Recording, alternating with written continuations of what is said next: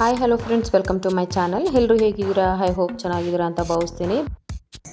Super ಟೇಸ್ಟಿಯಾಗಿರುವಂಥ paneer bhurji ಯಾವ ರೀತಿ ಮಾಡೋದು ಅಂತ ತೋರಿಸ್ಕೊಡ್ತಾ ಇದ್ದೀನಿ. ಬನ್ನಿ ರೆಸಿಪಿನ ಸ್ಟಾರ್ಟ್ ಮಾಡುವ. ನಾನು ಇದಕ್ಕೆ ಒಂದು 3 ಟೇಬಲ್ ಸ್ಪೂನಷ್ಟು ಎಣ್ಣೆನ ಹಾಕೋತಾ ಇದ್ದೀನಿ. ಅದಕ್ಕೆ 1 ಸ್ಪೂನ್ ಚಕ್ಕೆ, 2 ಲವಂಗ, 1 ಏಲಕ್ಕಿನ ಹಾಕೋತಾ ಇದ್ದೀನಿ. ಸ್ವಲ್ಪ ಜೀರಿಗೆ ಕೂಡ ಹಾಕೊಳ್ಳೋಣ. ಚಕ್ಕೆ, ಲವಂಗ, ಏಲಕ್ಕಿ, ಜೀರಿಗೆ ಎಲ್ಲ ಸ್ವಲ್ಪ ಫ್ರೈ ಆದ ನಂತರ ಹೆಚ್ಚಿಟ್ಕೊಂಡಿರೋಂಥ ಈರುಳ್ಳಿನ ಹಾಕೋತಿದ್ದೀನಿ. ನಾನಿಲ್ಲಿ ದೊಡ್ಡ ಗಾತ್ರದ್ದು 3 ಈರುಳ್ಳಿನ ಸಣ್ಣದಾಗಿ ಹೆಚ್ಚಿ ಹಾಕೋತಾ ಇದ್ದೀನಿ, ನೋಡ್ತಾ ಇರ್ಬೋದು. ಈರುಳ್ಳಿನ ಹಾಕೋತಾ ಇದ್ದೀನಿ. ಈರುಳ್ಳಿನ ಹಾಕಿ ಒಂದು ನೀಟಾಗಿ ಮಿಕ್ಸ್ ಮಾಡ್ಕೊಳ್ಳೋಣ. ಈರುಳ್ಳಿ ಬಂದು ಕಲರ್ ಚೇಂಜ್ ಆಗಬೇಕು, ಆದಷ್ಟು ಸ್ವಲ್ಪ ಗೋಲ್ಡನ್ ಬ್ರೌನ್ ಆಗೋವರೆಗೂ ಫ್ರೈ ಮಾಡ್ಕೊಳ್ಬೇಕಾಗುತ್ತೆ. ಸೊ ನಾವು ಈರುಳ್ಳಿನ ಎಷ್ಟು ನೀಟಾಗಿ ಫ್ರೈ ಮಾಡ್ತೀವಿ ಅಷ್ಟು ನೀಟಾಗಿ ಬಂದು ಪನ್ನೀರ್ ಬುರ್ಜಿ ಅನ್ನೋದು ಬರುತ್ತೆ.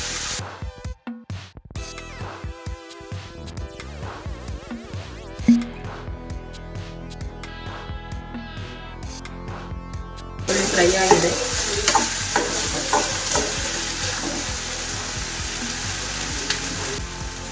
ಒಂದು ಕಪ್ನಷ್ಟು ನಾನು ಟೊಮೊಟೊನ ಹಾಕೋತಾ ಇದ್ದೀನಿ. ಟೊಮೊಟೊ ಹಾಕ್ತಾ ಇರ್ಬೋದು. ಹೆಚ್ಚೋದಕ್ಕೆ ಟೈಮ್ ಇಲ್ಲ ಅಂತಂದವರು ತರಕಾರಿಯಾಗಿ ಉದ್ದಿ ಕೂಡ ಹಾಕೋಬೋದು. ಬಟ್ ಹೆಚ್ಚಾಗೋದ್ರಿಂದ ಟೇಸ್ಟು ಚೆನ್ನಾಗಿರುತ್ತೆ. ಸೊ ಇದು ಸ್ಕಿಪ್ ಆಗಿದೆ. ಟೊಮೊಟೊ ಹಾಕೋಕ್ಕೆ ಮುಂಚೆ 1 ಟೇಬಲ್ ಸ್ಪೂನ್ ಶುಂಠಿ ಬೆಳ್ಳುಳ್ಳಿ ಪೇಸ್ಟ್ ಕೂಡ ಹಾಕೋಬೇಕಾಗುತ್ತೆ.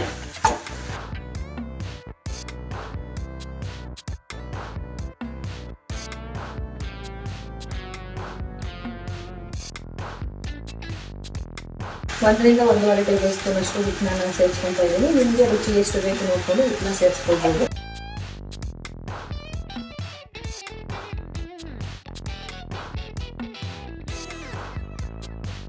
ಅರ್ಧ ಟೇಬಲ್ ಸ್ಪೂನ್ ಅಷ್ಟು ನಾನು ಅರಿಶಿನ ಸೇರಿಸ್ಕೊತಾ ಇದ್ದೀನಿ. 1 ಟೇಬಲ್ ಸ್ಪೂನ್ ಅಷ್ಟು ನಾನು ಧನಿಯಾ ಪುಡಿನ ಸೇರಿಸ್ಕೊತಾ ಇದ್ದೀನಿ. 1 ಟೀ ಸ್ಪೂನ್ ಅಷ್ಟು ನಾನು ಗರಂ ಮಸಾಲೆನ ಸೇರಿಸ್ಕೊತಾ ಇದ್ದೀನಿ. ಸೊ ನೀವು ಖಾರ ನೋಡಿಕೊಂಡು ರೆಡ್ ಚಿಲ್ಲಿ ಪೌಡರ್ನ ಸೇರಿಸ್ಕೊಳ್ಬೇಕಾಗತ್ತೆ. ಸೊ ಇವೆಲ್ಲ ಮಸಾಲೆನ ಕೂಡ ಒಂದು ನೀಟಾಗಿ ಮಿಕ್ಸ್ ಮಾಡ್ಕೊಳ್ಳುವ.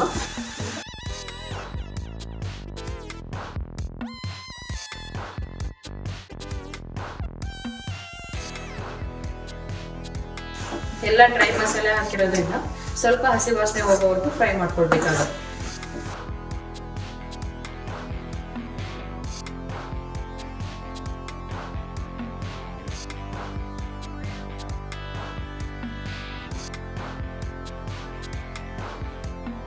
ಈ ಟೈಮಲ್ಲಿ ಒಂದು 1/4 ಕಪ್ನಷ್ಟು ನಾನು ನೀರನ್ನ ಸೇರಿಸ್ಕೊತಾ ಇದ್ದೀನಿ.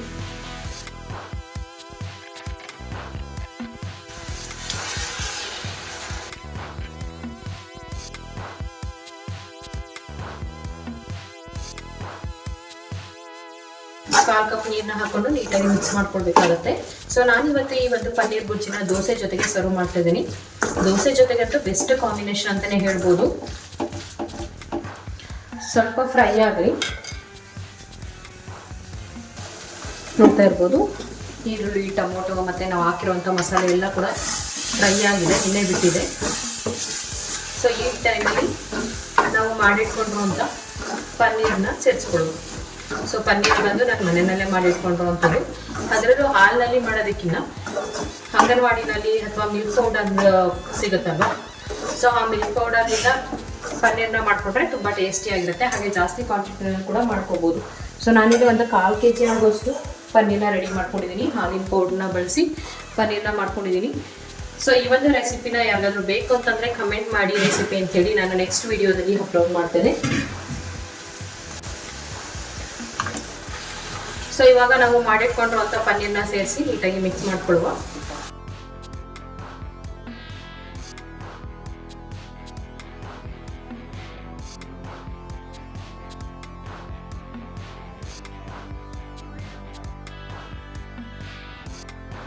ಇರ್ಬೋದು ಪನ್ನೀರ್ನ ನಾನು ಫುಲ್ಲು ಪುಡಿ ಮಾಡಿ ಹಾಕೊಂಡಿದ್ದೆ.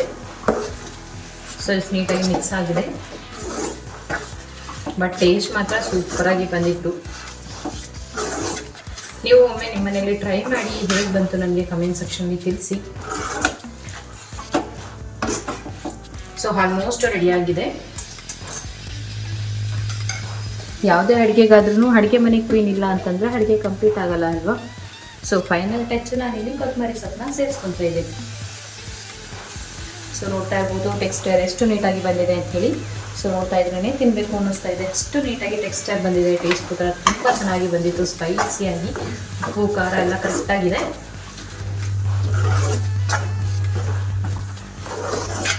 ಸೊ ರೆಡಿ ಆಯಿತು ಪನ್ನೀರ್ ಬುರ್ಜಿ. ಸೊ ನೀವು ಇದನ್ನು ರೊಟ್ಟಿ, ಚಪಾತಿ, ಪೂರಿ, ದೋಸೆ ಬೆಸ್ಟ್ ಕಾಂಬಿನೇಷನ್ ಅಂತ ಹೇಳ್ಬೋದು. ಸೊ ನಾನಿವತ್ತು ಇದನ್ನು ದೋಸೆ ಜೊತೆ ಸರ್ವ್ ಮಾಡ್ತಾ ಇದ್ದೀನಿ. ನೋಡಿದ್ರಲ್ವ ಎಷ್ಟು ಈಸಿಯಾಗಿ ಪನ್ನೀರ್ ಬುರ್ಜಿನ ಮಾಡ್ಕೊಳ್ಬೋದು ಅಂತ ಹೇಳಿ. ಸೊ ನೀವು ಯಾಕೆ ತಡ ಮಾಡ್ತಿದ್ದೀರಾ, ಮತ್ತು ಇವಾಗನೇ ಹೋಗಿ ನಿಮ್ಮ ಮನೇಲಿ ಟ್ರೈ ಮಾಡಿ ಹೇಗೆ ಬಂತು ನನಗೆ ಕಮೆಂಟ್ ಸೆಕ್ಷನಲ್ಲಿ ತಿಳಿಸಿ. ಇದೇ ರೀತಿ ಇನ್ನಷ್ಟು ರೆಸಿಪೀಸ್ಗಳಿಗಾಗಿ ಹೋಮ್ ರೆಸಿಪಿ ಚಾನಲ್ನ ಸಬ್ಸ್ಕ್ರೈಬ್ ಮಾಡ್ಕೊಳ್ಳಿ. Thank you for watching.